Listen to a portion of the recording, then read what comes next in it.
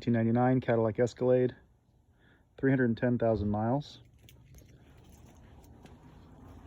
Power seats, heated seats, power windows, power door locks, 6-disc changer, heat, AC. We'll need a transmission rebuilt. Lost reverse gear, overdrive, and second gear in the transmission.